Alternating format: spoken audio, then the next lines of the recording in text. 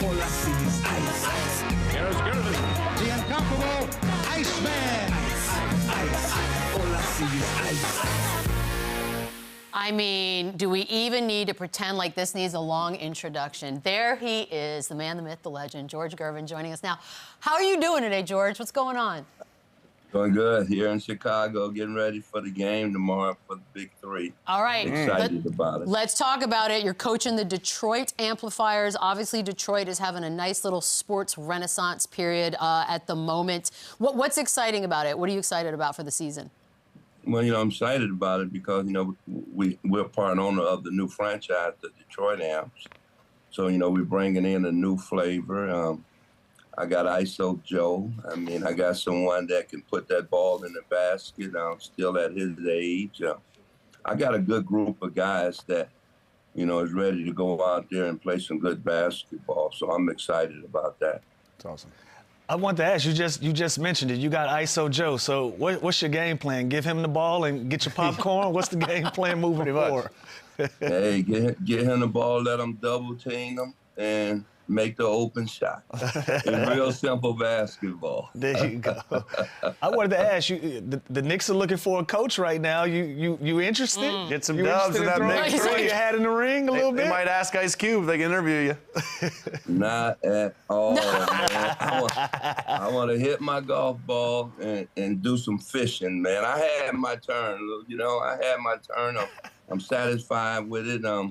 Just 11 weeks. That's the perfect.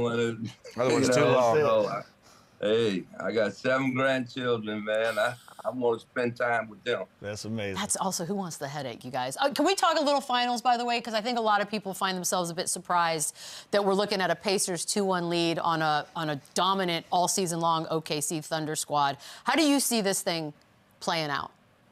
Oh, wow. I mean, obviously I thought, OKC had an advantage, but this NBA Finals, anything can happen. It's going to be an important game, obviously, for OKC tonight. Indiana's playing good basketball, man. They hit big shots when it's time. They play good defense when it's time, and that's how you win championships. So, I don't know who was counting them out, but they showed and fooled a lot of people. I really thought OKC had the edge, but, I'm a basketball player, so, I know things can change. Yeah, absolutely. There's been a lot of talk about Tyrese Halliburton, Iceman, and it's the superstar title. And as one of the top 75 greatest basketball players of all time, I want your opinion on what is the criteria of a superstar? Is Tyrese Halliburton a superstar? Does it even matter? When you think about it, when they needed him, he was there. What is a superstar? A superstar is someone you can depend on. Someone take charge when it's time. He got all the criteria that's been proved that he is a superstar. So I'm excited about it. He had some big shots in these series to get them where they are today. So he done proved to me that he do belong, and he should have that title. No doubt. You're one of 4 players in NBA history that average 30 points, shoot over 50 from the field. Those guys are yourself, Michael Jordan, Stephen Curry, and now SHAI Gilgeous-Alexander. What are your opinions on SGA? You think about it. All 4 of us got the green light. We can shoot whenever we want to. So we really don't have to take bad shots. Because we got the green light. And he shoot good quality shots. You don't have to shoot 30 times to get 30 points.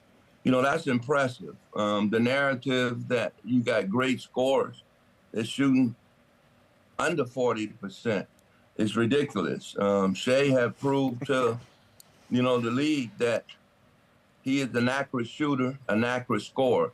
Lou, you got shooters and scorers. He's both of them. Right. That's why he's able to shoot a high percentage, because he mixes his game up. He don't just shoot jump shots. He go to the hole, and he get free throws. So he know how to play, and that's exciting for a guy like myself who also know how to play. Absolutely. George, I want to ask something real quick on that. You said good, you don't have to take bad shots. Is there such thing as a bad shot for a Steph Curry? Is it early in the shot clock? Is it like what defines a bad shot for, you know, a Jordan, a Steph Curry, a guy like yourself? Maybe if you got to fade away to get the ball off, that's a bad shot. You know, I mean, if you got to go in traffic and you got 7-footers and you're trying to get it over him, that's a bad shot. Yeah. When you can master the in between, you know, people ask, what is in between? In between is elbow. Right. In between is in between the defense, and you get a lot of wide open shots. So everybody don't understand it, but if you watch guys like him, Kevin Durant, you know, you see a lot of that. That's why them guys shoot 50%. Yeah. Nickname origin story for those who may not know. Where did ICEMAN come from? It's one of the best nicknames in sports. And did you like it when it first came around? Man, who don't like to be known as cool? That's a fact. You know, I'm from Detroit, and you know, and my style and how I dressed, you know, born and raised in the inner city, so you know, you had a certain style. And I wore gaiters and Borsellino hats and suits and ties, and you know, we was pretty sharp coming up back in them days. And when I joined the Virginia Squires back in the '70s, them guys really liked my style, and they just started calling me Ice. And then you did you had the iconic Ice Throne poster with Nike, and at that time Nike wasn't nowhere near what they are today. Do you still have that poster or picture in your home somewhere? Well, yeah, I got it. Oh, yeah. Oh, it's iconic. It's iconic. No, I got it. A lot of people still tell me. Oh, that's cold. So good. Yeah. And that's actual like ice, right? Yeah, it's real ice. You know, I like everything about it, but my legs crossed like that. Yeah, I feel that. Real ice. Ice, let me ask you this. Before you and Julius Irving became NBA legends, you were teammates in the ABA. And there's some stories that you guys used to get after it one-on-one. Did you used to cook them? Was it competitive? How did that turn out? No, man. Doc used to kill me, man. I mean, Doc used to kill me. I mean, you know, first few weeks, you know, I mean, I was more on his reputation, you know, than anything else. So, you know, I had to get used to it. Man, I credit him, man, a lot with my career by building up my confidence and self-esteem and playing him one-on-one all the time after practice really, you know, I think gave me an edge. If you see Doc today and you ask him about me, he gonna say, that's my rook. Yeah. You know, and I'm gonna tell y'all, man, I still act like that little kid I was back then. Because that's how much I appreciate him. That's amazing. awesome. That's very, And this very next cool. question is kind of crazy, coming from a basketball player that asked the guy that kind of made the finger roll famous. Like that's incredible. What was the inspiration behind that shot? Like, how did you come up with that? How'd you kind of make that your go-to thing? When you think about it, everybody can dunk, but very few finger roll. You know, I got mine. You know, people ask me, did I invent it? No, I didn't invent it. I took it from Wilt Chamberlain, had his own version of the finger roll. Connie Hawkins had his own version, and Doc had his own version. And, you know, and I watched and idolized all three of them guys, and I developed my own finger roll, and I just made it famous, and I did it different than most of them guys. So, you know, if you say 2 shots in the game, 50 years later, if you say a hook shot, y'all know who I'm talking about. And if you say finger roll, y'all know who I'm talking about. That's so I'm proud of that. Very cool. Very, very cool. I want to ask you this because it reminds me of SGA and the way Lou talks about SGA now, trying to figure out if you could see what he was going to be at the time. Because your last year in the league was MJ's second year in the league, and I know he broke his foot and all that, but could you see something there? Like, did you have any inkling that that guy was going to be the guy we now know as Michael Jordan? Yeah, I could. I mean, the way he played at practice, I mean, Mike was on a different level. I mean, Mike had a drive that I didn't see very much. You know, I mean, I started with Doc, but, you know, Mike had a drive, y'all, that, you know, I knew he had potential to be great, but, you know, I didn't know he was going to be as great as he was. But I'm proud to start with Doc and finish with Mike. And, you know, I really admire both of them. And I don't do no comparison. Both of them was great to me. And you know, and both of them was in love with the game. They didn't just love it. They was in love with it, and they played it like that. Oh, yeah. Ice, you won 4 scoring titles at a time where the three-point line really wasn't a thing. In today's game, do you see any players with similar games to yourself that you, I know you say you don't do a lot of comparing, but what young guys do you like in today's game that you can see similarities from when you played? You know, at my size, and, you know, I probably was the first big 2 guard, you know, so that gave me advantage of a lot of the guards that were 6'2", 6'3", 6'4", so I can, you know, I can post them up a lot. I don't see guys playing with their back to the basket like I did. Right. You know, I don't see guys throwing hook shots right and left hand like I did. And I don't see guys shooting bank shots like I did. So I don't really see a guy that's similar to me. Now, I always talk about Kevin Durant because he was just probably as accurate as me. You know, he was a little taller than I am. He could put the ball on the floor, and he could score. So the way I played, I mean, and you can hand check back when I played. So, you know, you had to be a lot more versatile than what you are today because they can't hardly put their hands on you. And so, you know, Kevin Durant would probably be that guy that I talk about the most. And if the Greek Freak ever get a real jump shot and the way he glide and move, he reminds me of me too. Oh, yeah. But if that brother, man, work on that jumper, man, oh man, you know, because you think about it, Lou, that brother averaged 30 and ain't got a real jumper. True. That's You crazy. know what I mean? That's So that in between so- you were so- talking about, yeah. Oh, 100%, man. If he was able to really, I don't know who his shooting coach is. Needs to get fired. They need Is he to, fired?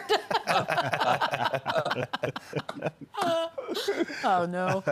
There's always going to be the generational comparisons, and could this guy play in this, and this guy, which guys are timeless in different eras. But when you watch the game now and you see how much it's evolved, is there any doubt, or do you ever think like, oh, I'd be better in this era, I'd be not as you know, efficient in this era? Do you ever even compare it?